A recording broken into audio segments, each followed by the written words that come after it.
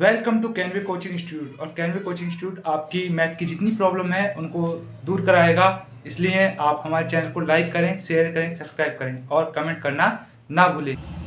तो करते हैं अगला क्वेश्चन नंबर गा, यानी क्वेश्चन नंबर जो 3 है उसका गा कराएंगे, क्योंकि पिछला जो क्वेश्चन हमने पिछली वीडियो में करा दिया। यहाँ पर आपके पास 3 बिंदु लिखे हुए हैं, जैसे 3,2 और बी का मान कितना है ये आ गया, और सी का मान दे रखा है 2,3। यहाँ पर पूछा है एक त्रिभुज बना रहे हैं परंतु त्रिभुज का क्षेत्रफल नहीं पूछा है यहाँ पर। यदि हाँ तो इस प्रकार बने त्रिभुज का प्रकार ज्ञात कीजिए। हमें ज्ञात करना है कि ये त्रिभुज बनेगा आपका किस प्रकार से बनेगा। तो यहाँ पर पहले ये 2 बिंदु है, इन दोनों के बीच की दूरी ज्ञात करेंगे, फिर बीसी के बीच की दूरी ज्ञात करेंगे, फिर सीए के बीच की दूरी ज्ञात करेंगे। ठीक है, तो पहले बिंदु लिख लेते हैं, बिंदु ए और बी। तो x1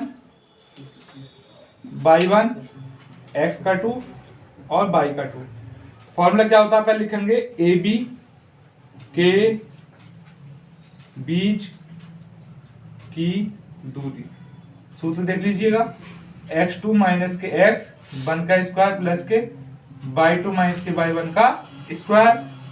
x2 कितना आपके पास, ये माइनस का 2 है, यहाँ कॉमा लगा हुआ है, माइनस के y1 x1 का मान कितना है 3 का स्क्वायर प्लस के y2 का मान ये हो गया, और आपके पास ये y1 का मान भी 2 हो गया। इसका वर्ग कितना होगा पहले इन्हें जोड़ लेंगे, 2 3 माइनस के 5 का स्क्वायर हो जाएगा, इन्हें जोड़ेंगे ये माइनस के 5 का स्क्वायर हो जाएगा। तो 5 का वर्ग आपका 25 होता है, ये भी आपका 25 हो गया, दोनों को जोड़ेंगे कितना जाएगा आपके पास 50 हो जाएगा। ठीक है, इसको ऐसे छोड़ दो, लिख सकते हैं मात्रक लिख दो या इकाई। अब करो बिंदु बी और सी। बिंदु बी और सी, यहां पर भी हम वही करेंगे, x1 y1 x2 y2। यहां पर क्या हो जाएगा, BC के बीच की दूरी। फॉर्मूला x2 माइनस के x 1 का स्क्वायर और y2 माइनस के y1 का स्क्वायर। x2 का मान 2 है, माइनस का लगा माइनस का 2 है तो ये प्लस का 2 हो जाएगा। ठीक है, y2 माइनस के y1 यानी 3, ये भी 3 हो जाएगा। तो हम इसको जोड़ लेते हैं, तो कितना होगा, ये 2 2 4 का स्क्वायर हो जाएगा। इसी प्रकार 3 और 3 कितना आपका 6 का स्क्वायर हो जाएगा। जो 4 है, 4 का वर्ग करेंगे 16 हो जाएगा, 6 का वर्ग आपका 36 हो जाएगा। 6 दूनी 12 हो गया, 3 और 4 का 5 हो गया।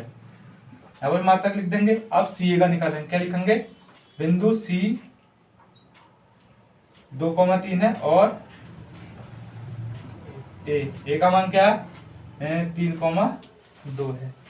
ठीक है, तो यहाँ पर भी वही करेंगे, x1 पहले x1 दूसरा y1 x2 y2, यानी x1 का मान 2, y1 का मान 3, इसी प्रकार से x2 का मान 3 और x2 y2 का मान 2। ठीक है, लिखेंगे CA के बीच की दूरी अंडर रूट का x2 माइनस के x 1 का स्क्वायर प्लस के y2 माइनस के y1 का स्क्वायर। x2 का मान कितना 3 और x1 का मान आपका 2 है, तो 3 माइनस के 2 का स्क्वायर। इसी प्रकार से y2 2 माइनस के y1 यानी 3 का स्क्वायर। 3 में से 2 जाएगा तो भी आपका 1 बचेगा, और 2 में से 3 जाएगा तो आपका -1 बचेगा। 1 का वर्ग 1 हो गया, इस वाले 1 का -1 का वर्ग भी 1 हो गया, दोनों को जोड़ेंगे कितना हो गया 2 मात्रक।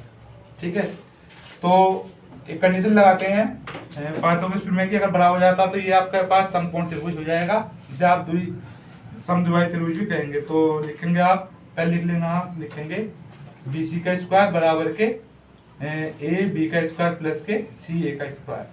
BC कितना हमारे पास, BC प्राप्त हुआ है, ये BC के बीच की दूरी थी।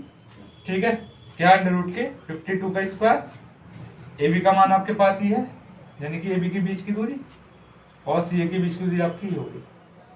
इसका और 50 हो जाएगा, इसका 2 आ गया, ये 52 हो गया, 50 हो, तो इधर 52 है ही, क्योंकि जब स्क्वायर करेंगे तो रूट हट जाता है, दोनों बराबर आ गए। लिख सकते हैं त्रिभुज समकोण त्रिभुज है। ठीक है, ये क्या हो जाएगा आपका आंसर हो जाएगा। तो आपका अगला क्वेश्चन इस प्रकार है। तो यहाँ लिखा हुआ है एक 20 मीटर गहरा कुआं है।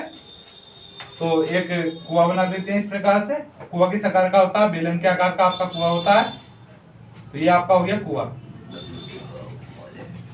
ठीक है, 7 मीटर गहरा है। गहरे का मतलब इसकी जो हाइट है, ऊंचाई है, वो कितनी हो गई? 7 मीटर की हो गई।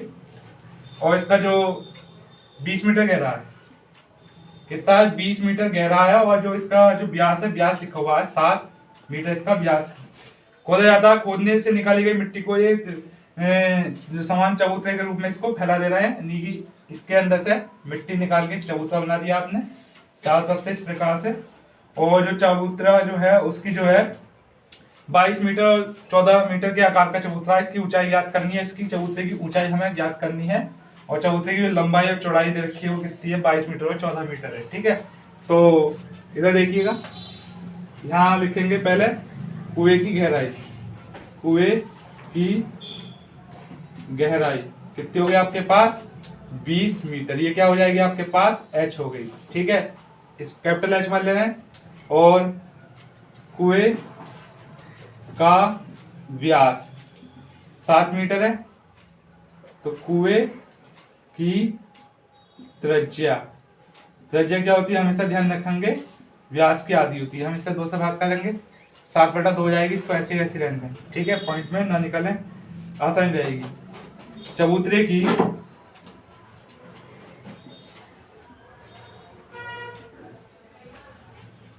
लंबाई 22 मीटर हो गई।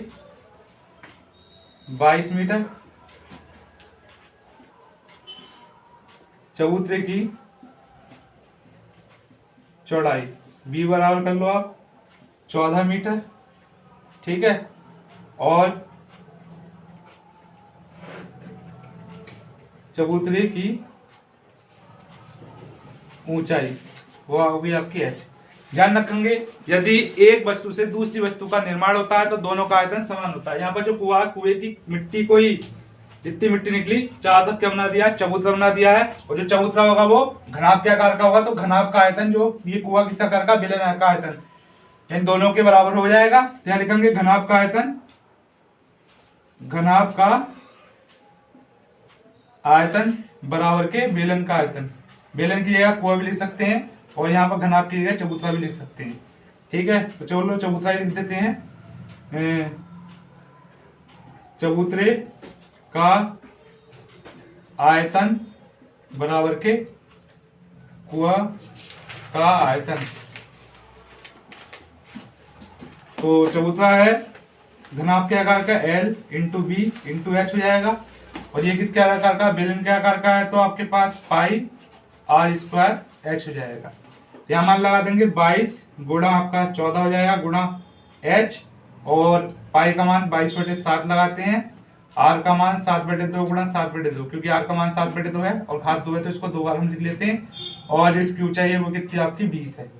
7 से आप इसको काट सकते हो, 2 धाई आपका 20 हो जाएगा। इससे आप इसको काटो 11 हो जाएगा। तो यहाँ पर क्या हो गया? 11 गुणा 7 गुणा 10। इधर कितना बचा आपके पास? 22 गुणा 14 गुणा h। तो जो h है, h वाला क्या हो जाएगा? 11 गुणा 7 गुणा 10 बटा 22 गुणा 14।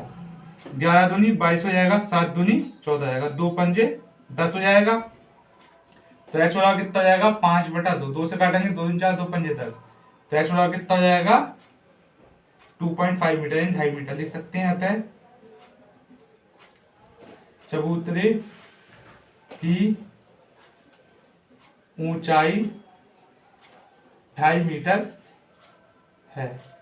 ठीक है, अगला क्वेश्चन, क्वेश्चन नंबर 4,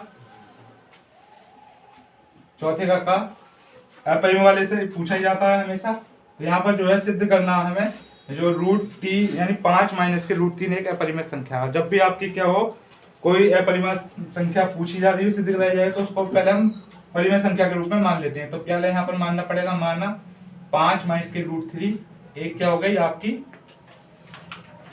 परिमेय संख्या है। तो ध्यान रखेंगे जब कोई परिमेय संख्या होगी तो उसके बराबर में हम a बटा b लेंगे, और जहां पर जो आपके a व b क्या होंगे, पूर्णांक होंगे। ठीक है, दो प्रकार के सवाल होंगे, स्पेशल सीरीज में कराए हैं और पिछले हमने जो अनसोल्ड के सेट कराए हैं उसमें भी आपने देखा होगा। जो सिंगल वाला होता है उसमें क्या करते हैं, हम दोनों पक्षों का वर्ग करते हैं। जो डबल, डबल का मतलब क्या, किसी अपरिमेय संख्या के साथ में कोई परिमेय संख्या जुड़ रही हो या घट रही हो, गुणा में हो, तो हम बराबर के दूसरा पर लेकर चले जाते हैं उसको। तो ये तो √3 ऐसे रहेगा, ये उधर जाएगा तो आपका हो जाएगा माइनस का। ठीक है, अब माइनस का चिन्ह भी हम उसका उधर पहुंचा देते हैं, तो ये वाला माइनस का हो जाएगा आपका, और ये 5 हो जाएगा प्लस का। ठीक है, तो इसमें हम इसको ऐसे भी लिख सकते हैं 5 माइनस के a बटा, ऐसे भी लिख सकते हैं, चाहे आप इसको ऐसे लिख दो। अब लिखेंगे चूंकि a व b क्या है, पूर्णांक हैं, इसलिए 5 माइनस के a बटा b एक परिमेय संख्या होगी। जब ये परिमेय संख्या हो गई तो ये क्या इसके बराबर में, तो √3 भी क्या हो जाएगी, आपकी परिमेय संख्या हो जाएगी। अतः √3 भी परिमेय संख्या होगी। ठीक है, परंतु विरोधाभास के कारण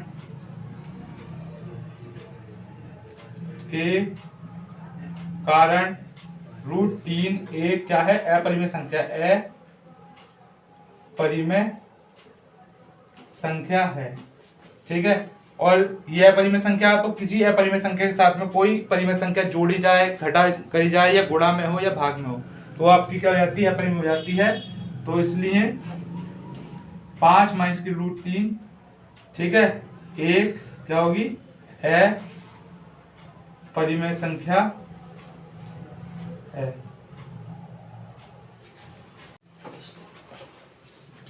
करते हैं इसका अगला क्वेश्चन नंबर का, और काफी अच्छा क्वेश्चन है और काफी कठिन भी है, लेकिन काफी सरल भी है। क्यों, अगर समझ लेंगे तो यहाँ पर देखेंगे, यहाँ पर आपके पास एक त्रिभुज लिखा हुआ है, दे रखा है, एक त्रिभुज है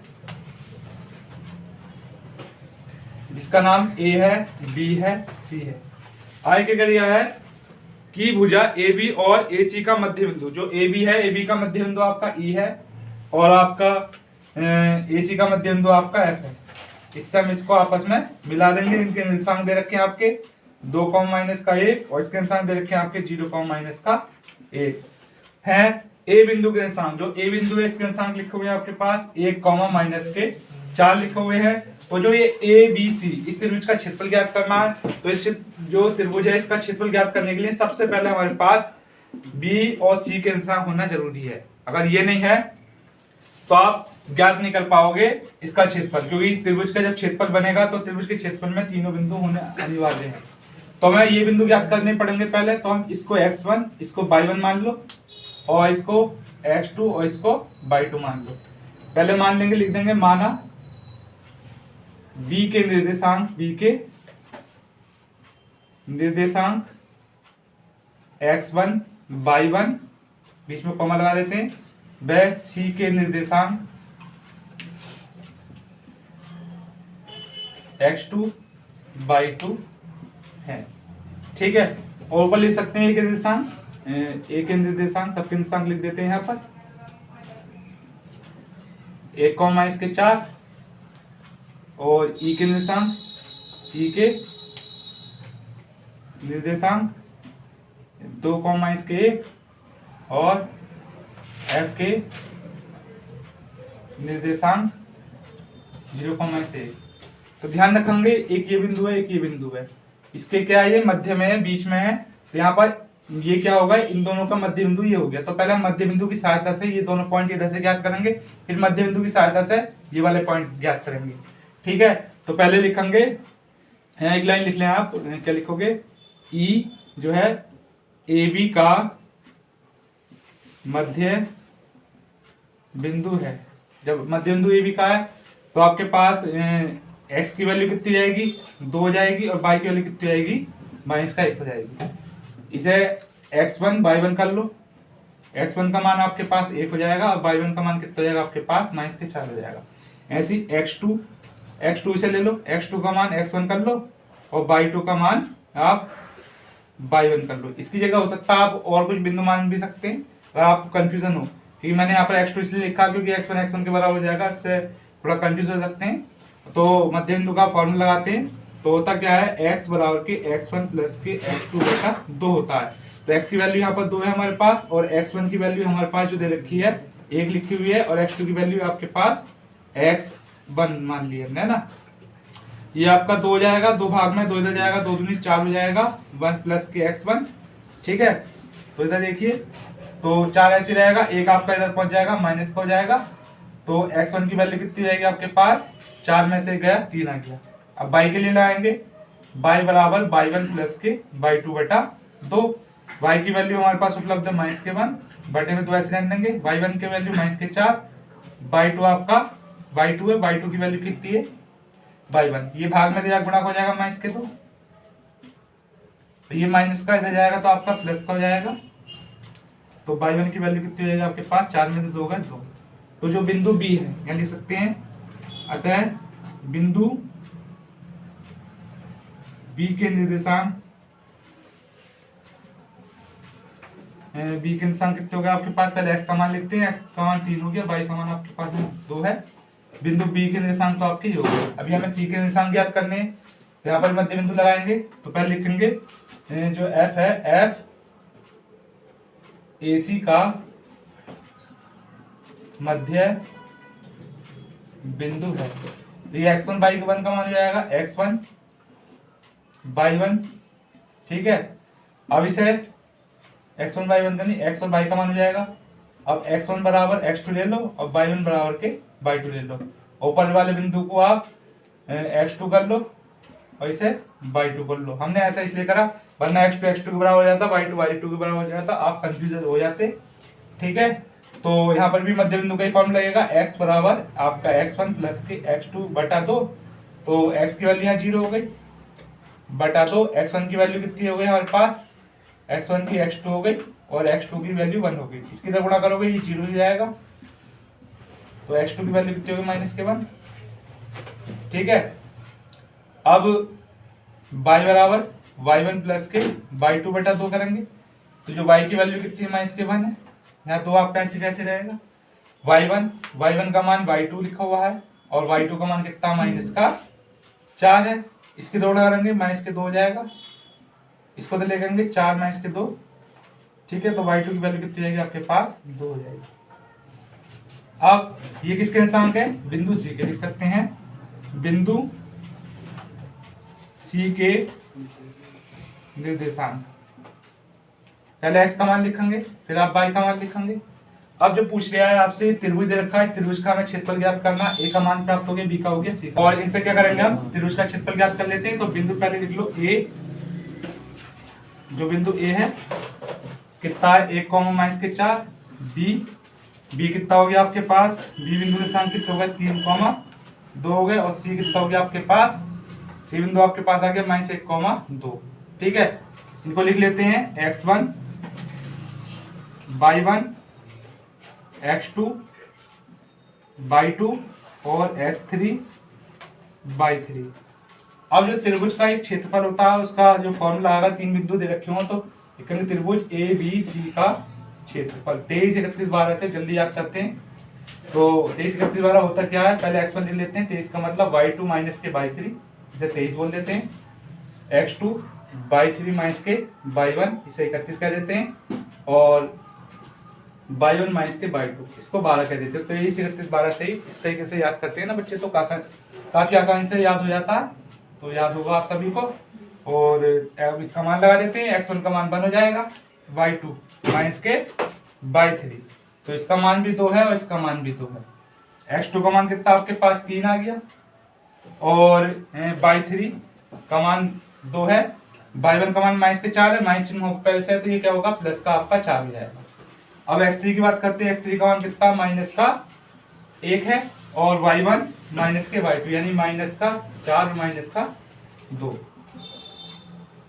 तो 2 में से 2 जाएगा 0 हो जाएगा, 3 ऐसे रहेगा, 4 और 2 आपका 6 हो जाएगा, -1 ऐसे रहेगा, ये -6 हो जाएगा। ठीक है, 6 से कितना हो जाएगा आपके पास 18 हो जाएगा, माइनस में प्लस हो जाएगा, 6 हो गया। जोड़ेंगे आपका 24 हो गया, काटेंगे 12 वर्ग मात्रा। ये क्या हो जाएगा आपका आंसर हो जाएगा।